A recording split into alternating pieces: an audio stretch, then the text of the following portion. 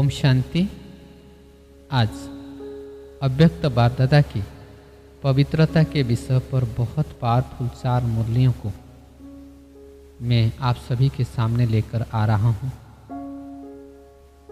जितना बार उसको हम अपने बुद्धि के तिजोरी में रिवाइज करेंगे, प्रैक्टिस करेंगे, उतना हमारा यह जो ब्राह्मण जीवन, अनमोल हीरा तुल्य जीवन, उसमें बिल्कुल प्योर बनने के लिए ताकत मिल जाएगा।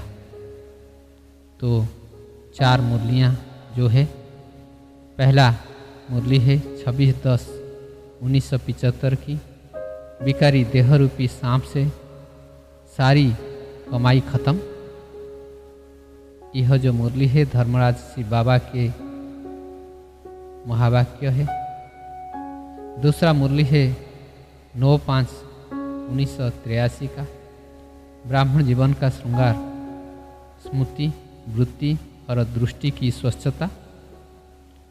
तीसरा मुरली है 12/4/1984, ब्राह्मण जीवन का फाउंडेशन, पवित्रता।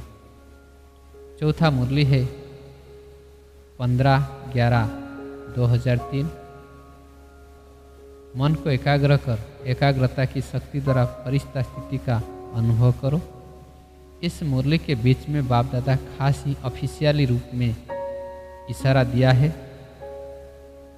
और बहुत सख्त महावाक्य दिया है। समय है बिल्कुल प्योर बनने का। चलते हैं हम वह 4 मुरलियों को रिवाइज करते हैं।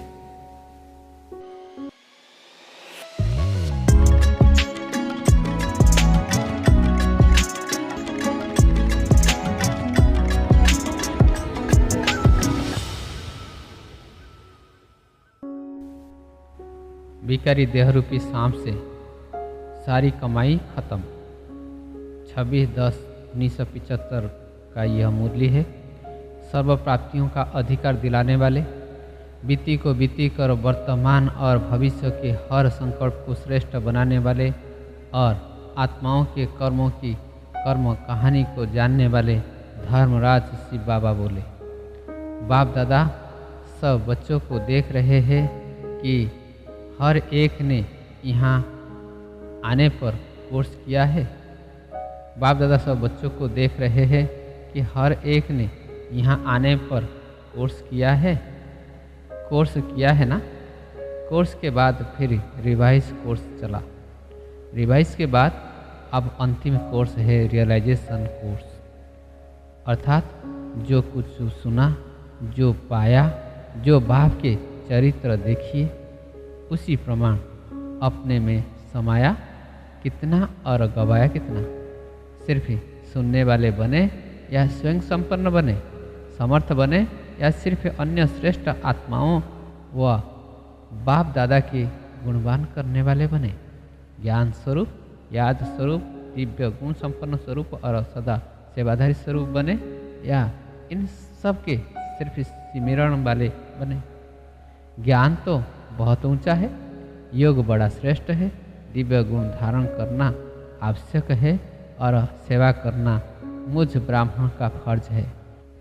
ऐसा सिर्फ सुमिरन करते हो या स्वरूप भी बने हो। इसी प्रकार से अपने आप को रियलाइज करना, यह है लास्ट कोर्स।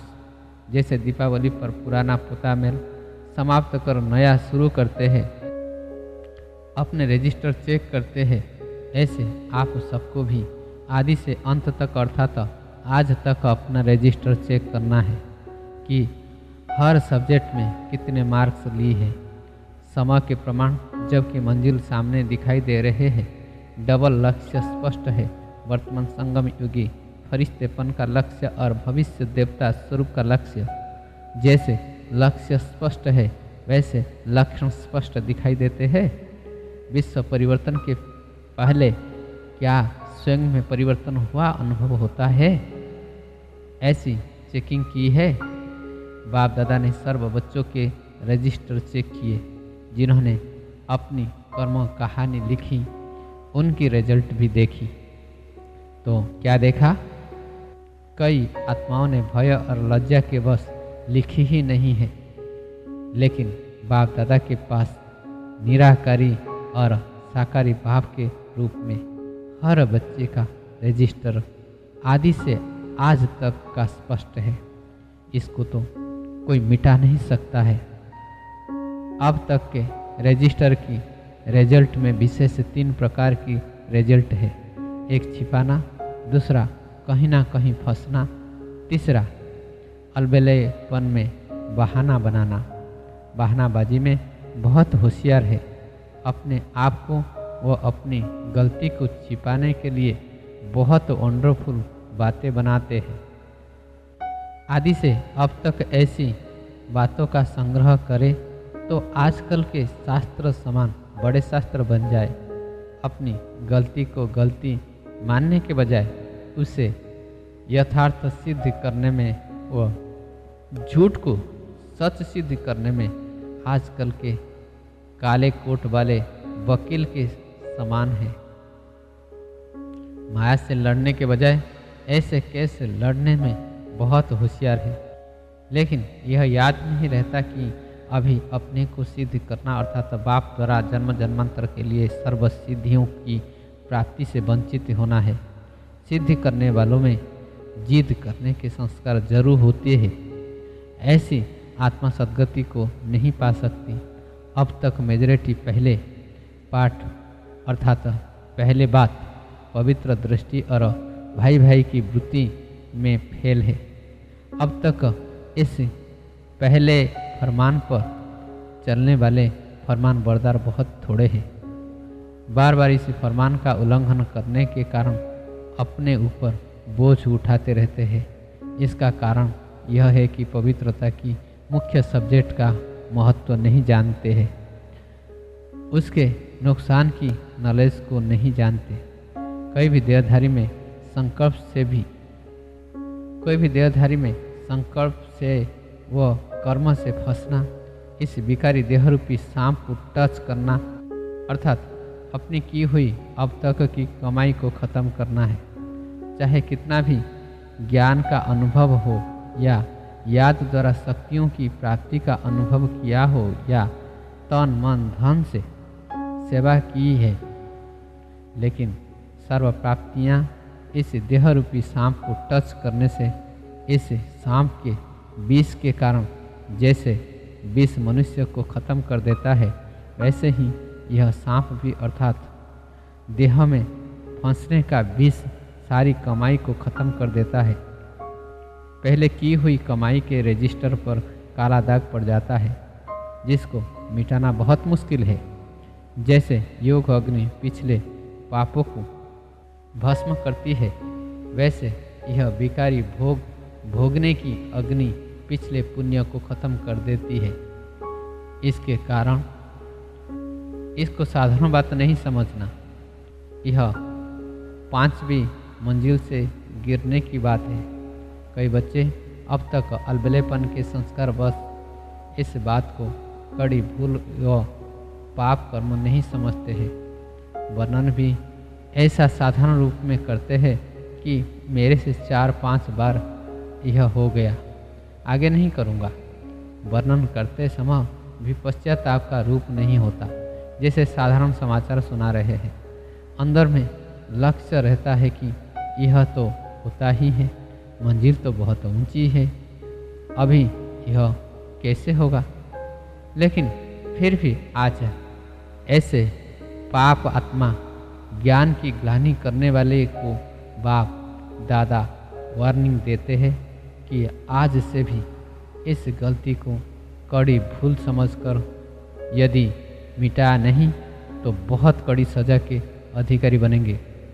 बार बार अवज्ञा के बोझ से ऊंची स्थिति तक पहुंच नहीं सकेंगे। प्राप्ति करने वालों की लाइन के बजाय पश्चाताप करने वालों की लाइन में खड़े होंगे। प्राप्ति करने वालों की जय जयकार होगी और अवज्ञा करने वालों के नैन और मुख हाय हाय का आवाज़ निकलेंगे और सर्व प्राप्ति करने वाले ब्राह्मण ऐसी आत्माओं को कुल कलंकित की लाइन में देखेंगे। अपने किए विकर्म का कालापन चेहरे से स्पष्ट दिखाई देगा। इसलिए अब से यह बेकराल भूत अर्थात बड़ी से बड़ी भूल समझ करके अभी ही अपनी पिछली भूलों का पश्चाताप दिल से करके बाप से स्पष्ट कर अपना बोझ मिटाओ। अपने आप को कड़ी सजा दो ताकि आगे की सजाओं से भी छूट जाए। अगर अब भी बाप से छुपाएंगे वह अपने को सच्चा सिद्ध करके चलाने की कोशिश करेंगे तो अभी चलाना अर्थात अंत में और अब भी अपने मन में चिल्लाते रहेंगे, क्या करूं, खुशी नहीं होती, सफलता नहीं होती, सर्व प्राप्तियों की अनुभूति नहीं होती। ऐसे अब भी चिल्लाएंगे और अंत में हाय मेरे भाग्य कह चिल्लाएंगे। तो अब का चलाना अर्थात बार बार चिल्लाना। अगर अभी बात को चलाते हो तो अपने जन्म जन्मांतर के श्रेष्ठ तकदीर को चलाते हो। इसलिए इस विशेष बात पर विशेष अटेंशन रखो। संकल्प में भी इस विष भरे सांप को टच नहीं करना। संकल्प में भी टच करना अर्थात अपने को मूर्छित करना है। तो रजिस्टर में विशेष अलबेलापन देखा।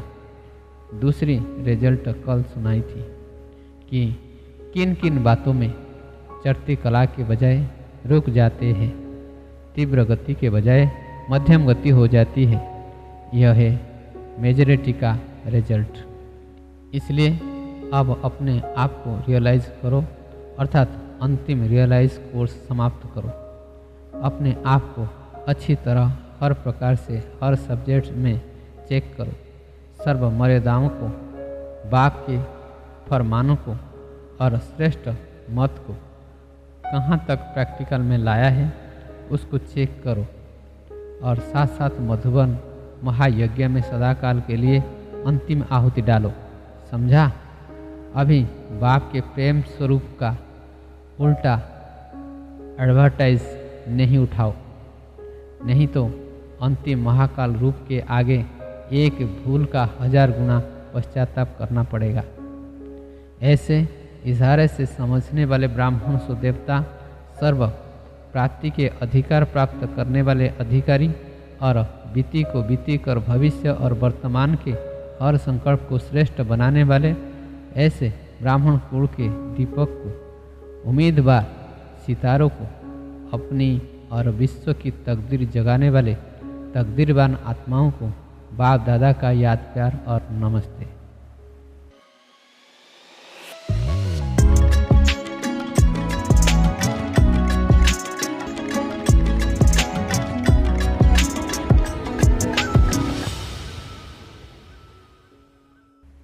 फिर हम चलते हैं 9/5/1983 की मुरली।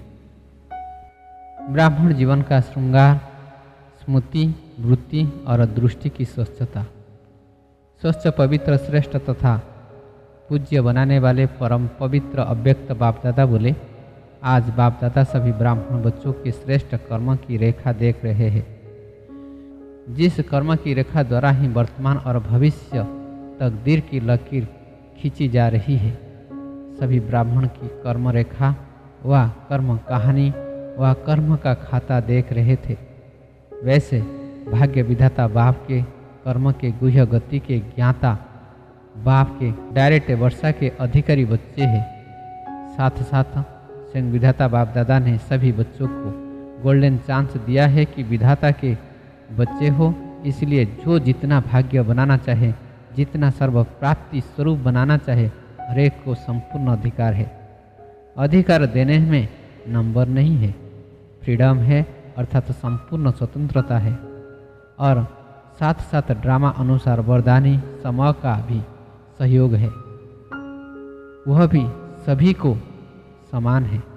फिर भी इतना गोल्डन चांस मिलते बेहद की प्राप्ति को भी नंबरवार की हद में ला देते हैं। बाप भी बेहद का, वर्षा भी बेहद का, अधिकार भी बेहद का, लेकिन लेने वाले नंबरवार बन जाते हैं।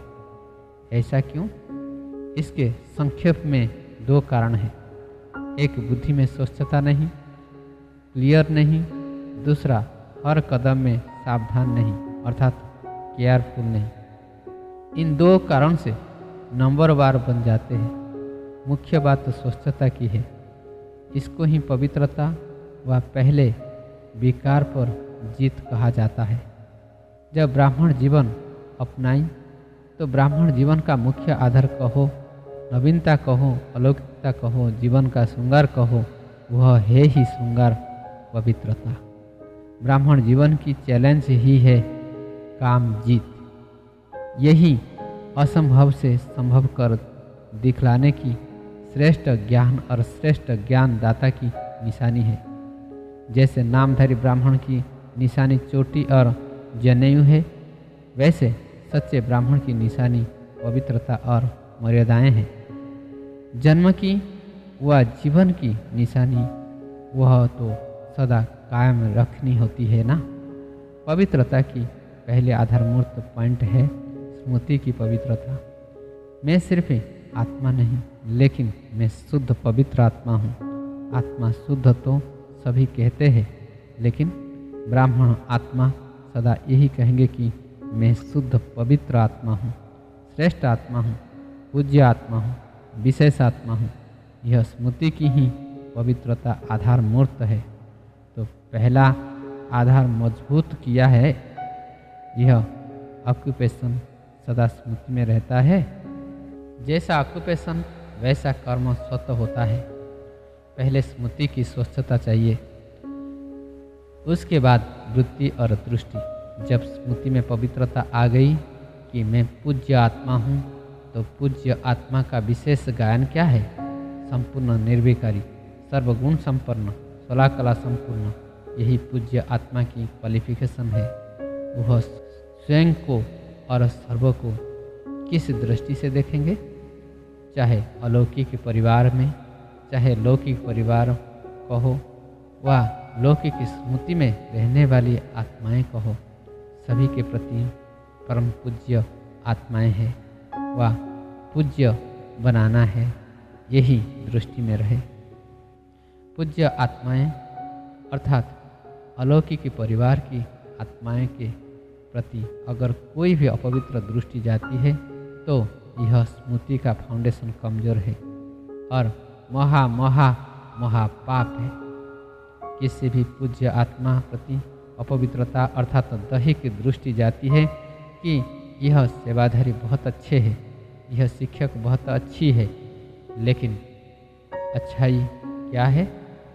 अच्छाई है ऊंची स्मृति और ऊंची दृष्टि की। अगर वह ऊंचाई नहीं तो अच्छाई कौन सी है? यह भी सुनहरी मृगतृष्णा का रूप है। यह सर्विस नहीं है, सहयोग नहीं है, लेकिन स्वयं को और सर्व को वियोगी बनाने का आधार है। यह बात बार बार अटेंशन रखो। बाप सदा निमित्त बने हुए शिक्षक व सेवा के सहयोगी बनी हुई आत्माएं, चाहे बहन हो या भाई हो, लेकिन सेवाधारी आत्माओं की सेवा के मुख्य लक्षण त्याग और तपस्या है। इसी लक्षण के आधार पर सदा त्यागी और तपस्वी की दृष्टि से देखो, न कि दैहिक दृष्टि से। श्रेष्ठ परिवार है तो सदा श्रेष्ठ दृष्टि रखो, क्योंकि यह महापाप कभी प्राप्ति स्वरूप का अनुभव करा नहीं सकता। सदा ही कोई ना कोई कर्म में, संकट में, संबंध संपर्क में डिफेक्ट व इफेक्ट इसी उतराई और चढ़ाई में चलता रहेगा। कभी भी परफेक्ट स्थिति का अनुभव नहीं कर सकेगा। इसलिए सदा याद रखो, पूज्य आत्मा के बदले पाप आत्मा तो नहीं बन गए। इसी एक विकार से, और विकार स्वतः ही पैदा हो जाते हैं। कामना पूरी न हुई तो क्रोध साथी पहले आएगा। इसलिए इस बात को हल्का नहीं समझो, इसमें अलबेले मत बनो। बाहर से शुभ संबंध है, सेवा का संबंध है। इस सरल रूप के पाप को बढ़ाओ मत। चाहे कोई भी दोषी हो इस पाप के, लेकिन दूसरे को दोषी बनाए, स्वयं को अलबेले मत बनाओ। मैं दोषी हूँ। जब तक यह सावधानी नहीं रखेंगे तब तक महापाप से मुक्त नहीं हो सकेंगे। किसी भी प्रकार का मनसा संकल्प का व बोल का व संपर्क का विशेष झुकाव होना यह लगाव की निशानी है। और कुछ नहीं करते हैं, सिर्फ बात करते हैं। यह बातों का झुकाव भी लगाव की परसेंटेज है। चाहे सेवा के सहयोग की तरफ भी विशेष झुकाव है, यह भी लगाव है। और जब कोई भी इशारा मिलता है तो इशारे को इशारे से ख़त्म कर देना चाहिए। अगर जिद करते हो और सिद्ध करते हो, स्पष्टीकरण देने की कोशिश करते हो, इसमें समझो स्पष्टीकरण अपने पाप की करते हो, बात की नहीं करते हो। पाप की लकीर और लंबी करते जाते हो। इसलिए जब है ही विश्व परिवर्तक के कार्य में, तो स्व परिवर्तन कर लेना यही समझदारी का काम है। अगर कुछ नहीं है तो नहीं कर दो ना, अर्थात स्व परिवर्तन कर बात का नाम निशान खत्म कर दो। यह क्यों, ऐसा क्यों, यह तो चलता ही है। यह वायुमंडल की अग्नि में तेल डालना है, आग को भड़काना नहीं। फुल स्टॉप लगाना चाहिए। है या नहीं है, बहस में नहीं जाओ, लेकिन संकल्प बोल और संपर्क में परिवर्तन लाओ। यह है विधि। समझा? ब्राह्मण परिवार में यह संस्कार नाम निशान मात्र न रहे। अच्छा, फिर सुनाएंगे कि क्रोध महाभूत क्या है। यह विशेष अटेंशन देने की बात है। जो भी आए हो, विशेष बल भरने आए हो, किसी भी कमज़ोर संस्कार को सदा के लिए समाप्त करने आए हो ना। कमज़ोर संस्कार समाप्ति समारोह करके जाना। यह समारोह मनाएंगे ना, है भी विशेष पुराणों का ग्रुप। आप लोग जब समारोह मनाएंगे तब नए भी उमंग उत्साह में आएंगे। ऐसे नहीं कि हर वर्ष यह समारोह मनाना पड़े। एक बार का यह समारोह और फिर संपन्न समारोह, सदाकाल के लिए समाप्ति का समारोह मनाएंगे ना।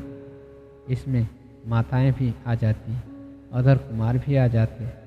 ऐसे नहीं सिर्फ पांडव मनाएंगे, कुमारियां भी मनाएंगे, टीचर भी मनाएगी, अधर कुमारियां भी मनाएंगी। सब मिलकर यह समारोह मनावे। ठीक है ना। कुमारियां शक्तियां है ना, तो शक्ति रूप का समारोह मनाएंगे ना। अच्छा, सदा स्वयं प्रति शुभ चिंतक, सदा स्व परिवर्तन के कार्य में पहले मैं। इस पाठ में नंबर 1 आने वाले सदा संकल्प बोल और संपर्क में सर्वप्रति बेहद के स्मृति स्वरूप सदा स्वच्छता और सावधानी में रहने वाले ऐसे पवित्र पूज्य आत्माओं को बाप दादा का याद प्यार और नमस्ते।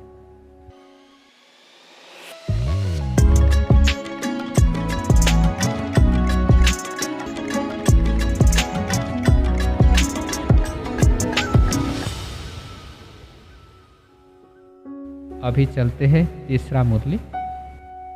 12 अप्रैल 1984 ब्राह्मण जीवन का फाउंडेशन पवित्रता। दुख से छुड़ाने वाले, धोखे से बचाने वाले रहमदिल बाप दादा बोले। आज बाप दादा सभी होली हंस को देख रहे हैं।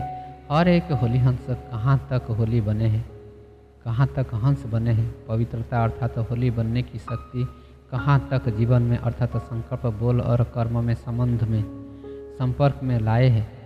हर संकल्प होली अर्थात पवित्रता की शक्ति संपन्न है। पवित्रता के संकल्प द्वारा किसी भी अपवित्र संकल्प वाली आत्मा को परख और परिवर्तन कर सकते हो। पवित्रता की शक्ति से किसी भी आत्मा की दृष्टि, बुद्धि और कृति तीनों ही बदल सकते हो। इस महान शक्ति के आगे अपवित्रता संकल्प भी वार नहीं कर सकते, लेकिन जब स्वयं संकल्प बोल व कर्म में हार खाते हो तब दूसरे व्यक्ति व वाइब्रेशन से हार होती है। किसी के भी संबंध व संपर्क से हार खाना यह सिद्ध करता है कि स्वयं बाप से सर्व संबंध जोड़ने में हार खाए हुए है। तब किसी संबंध व संपर्क से हार खाते हो।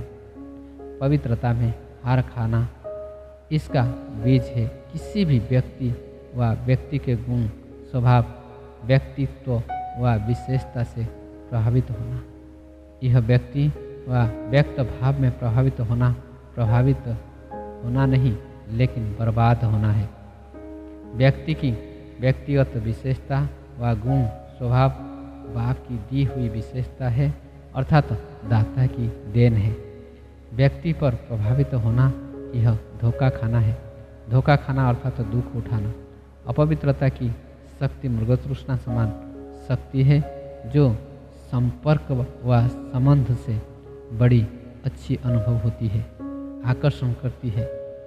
समझते हैं कि मैं अच्छाई की तरह प्रभावित हो रहा हूँ, इसलिए शब्द भी यही बोलते व सोचते कि यह बहुत अच्छे लगते या अच्छी लगती है, व इसका गुण व स्वभाव अच्छा लगता है, ज्ञान अच्छा लगता है, योग कराना अच्छा लगता है, इसमें शक्ति मिलती है, सहयोग मिलता है, स्नेह मिलता है, अल्पकाल की प्राप्ति होती है, लेकिन धोखा खाते हैं।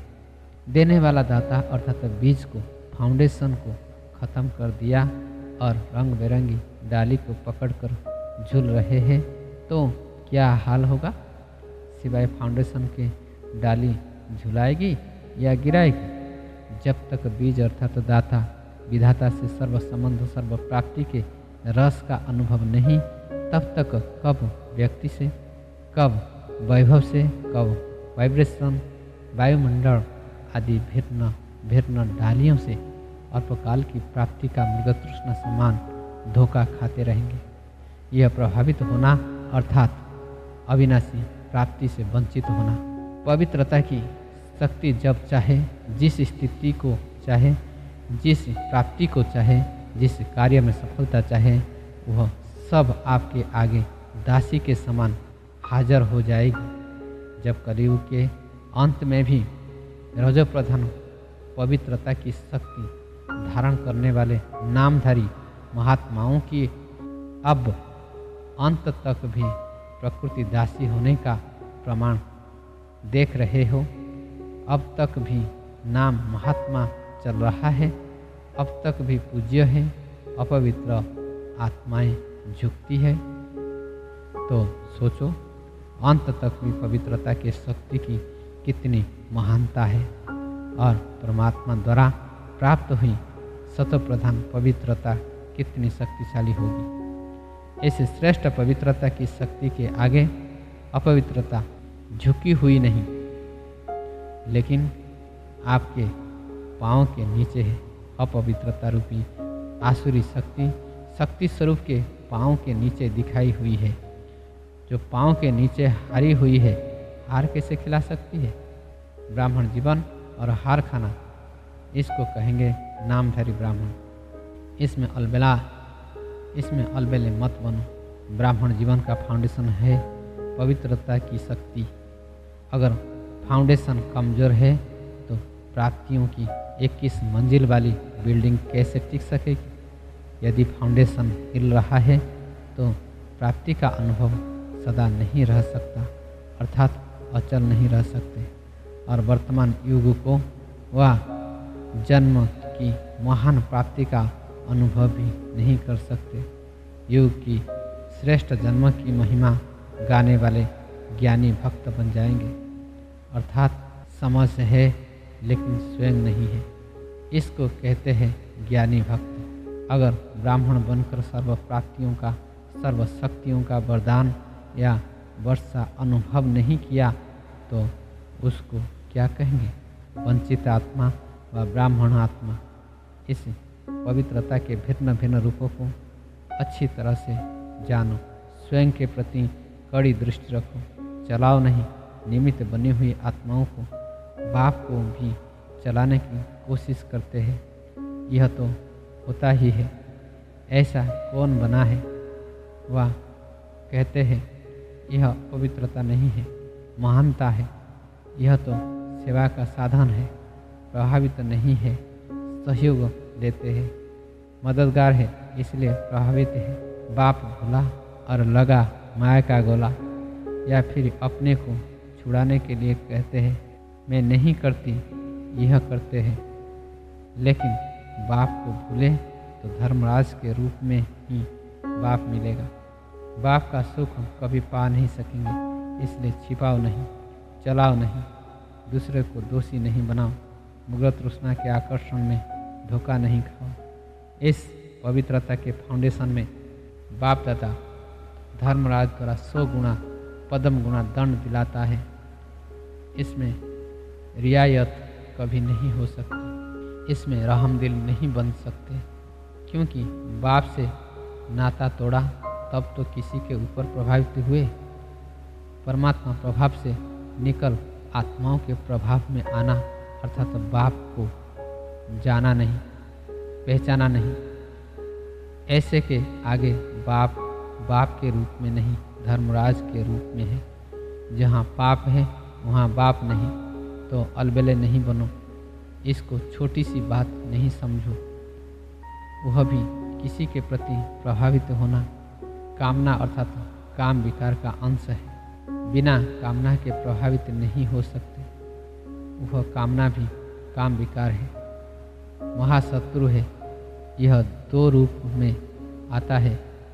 कामना या तो प्रभावित करेगी या परेशान करेगी। इसलिए जैसे नारे लगाते हो काम विकार नरक का द्वार, ऐसे अब अपने जीवन के प्रति यह धारणा बनाओ कि किसी भी प्रकार की अल्पकाल की कामना मृग तृष्णा के समान धोखेबाज है। कामना अर्थात धोखा खाना।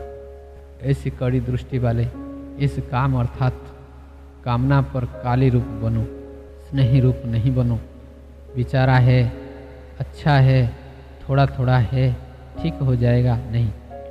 विकर्म के ऊपर विकराल रूप धारण करो, दूसरे के प्रति नहीं, अपने प्रति। तब विकर्म विनाश कर फरिश्ता बन सकेंगे। योग नहीं लगता तो चेक करो, जरूर कोई छिपा हुआ विकर्म अपने तरफ खींचता है। ब्राह्मण आत्मा और योग नहीं लगे, यह हो नहीं सकता। ब्राह्मण माना ही एक के है, एक ही है, तो कहाँ जाएंगे? कुछ है ही नहीं तो कहाँ जाएंगे?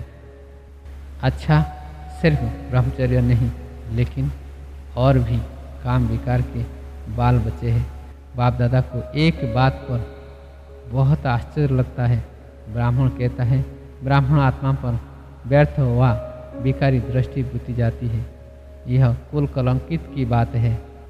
कहना बहन जी व भाई जी और करना क्या है? लौकिक बहन पर भी अगर कोई बुरी दृष्टि जाए, संकट भी आए, तो उसे कुल कलंकित कहा जाता है। तो यहाँ क्या कहेंगे? एक जन्म के नहीं, लेकिन जन्म जन्म का कलंक लगाने वाले, राज्य भाग्य को लात मारने वाले, ऐसे पदम गुणा विकर्म कभी नहीं करना। यह विकर्म नहीं, महाविकर्म है। इसलिए सोचो, समझो, संभालो। यही पाप जमदूत की तरह चिपक जाएंगे।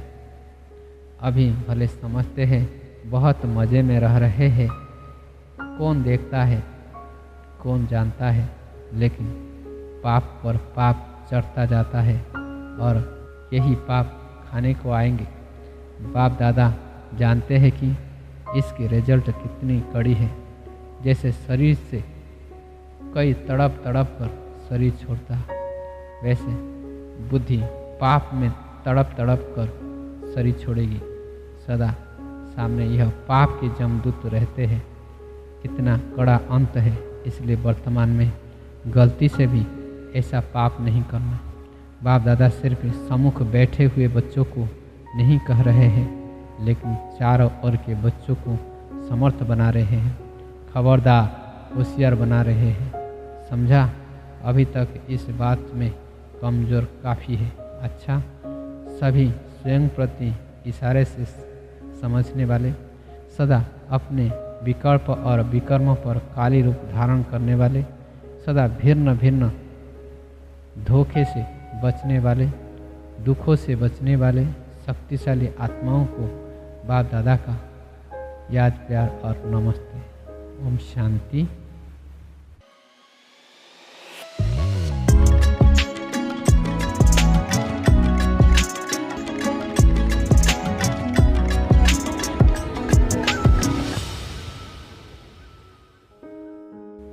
अभी हमारा चौथा अव्यक्त मुरली है 15/11/2003।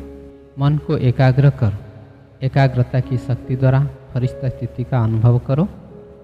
इस मुरली के अंदर बीच में बाप दादा ने विशेष सख्त बातें बच्चों के लिए उच्चारण किए हैं।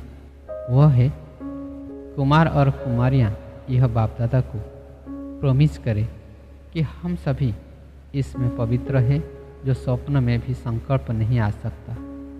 तब कुमार और कुमारियों की पवित्रता सेरेमनी मनाएंगे। अभी थोड़े थोड़े है, बाप दादा को पता है अपवित्रता की अविद्या हो, क्योंकि नया जन्म लिया है ना। अपवित्रता आपके पास्ट जन्म की बात है। मर्जीवा जन्म ही ब्रह्मा मुख से पवित्र जन्म है, तो पवित्र जन्म की मर्यादा बहुत आवश्यक है। कुमार कुमारियाँ को यह झंडा लहराना चाहिए। पवित्र है, पवित्र संस्कार विश्व में फैलाएंगे, यह नारा लगे। सुना कुमारियों ने? देखो कुमारियाँ कितनी है। अभी देखेंगे कुमारियाँ यह आवाज़ फैलाती है या कुमार। ब्रह्मा बाप को फॉलो करो। पवित्रता का नाम निशान नहीं, ब्राह्मण जीवन माना यह है। माताओं में भी मोह है तो अपवित्रता है। माताएं भी ब्राह्मण है ना, तो ना माताओं में, ना कुमारियों में, ना कुमारों में, ना अधर कुमार कुमारियों में। ब्राह्मण माना ही पवित्र आत्मा। अपवित्रता का अगर कोई कार्य होता भी है तो यह बड़ा पाप है। इस पाप की सज़ा बहुत कड़ी है। ऐसे नहीं समझना यह तो चलता ही है, थोड़ा बहुत तो चलेगा ही नहीं। यह फर्स्ट सब्जेक्ट है, नवीनता ही पवित्रता की है। ब्रह्मा बाप ने अगर गालियाँ खाई तो पवित्रता के कारण हो गया, ऐसे छूटेंगे नहीं। अलबेले नहीं बनो इसमें। कोई भी ब्राह्मण चाहे सरेंडर है, चाहे सेवाधारी है, चाहे प्रवृत्ति वाला है, इस बात में धर्मराज भी नहीं छोड़ेगा। ब्रह्मा बाप भी धर्मराज को साथ देगा। इसलिए कुमार कुमारियाँ कहाँ भी हो, मधुबन में हो, सेंटर पर हो, लेकिन इसकी चोट संकल्प मात्र की चोट बहुत बड़ी चोट है। गीत गाते हो ना, पवित्र मन रखो, पवित्र तन रखो। गीत है ना आपका, तो मन पवित्र है तो जीवन पवित्र है।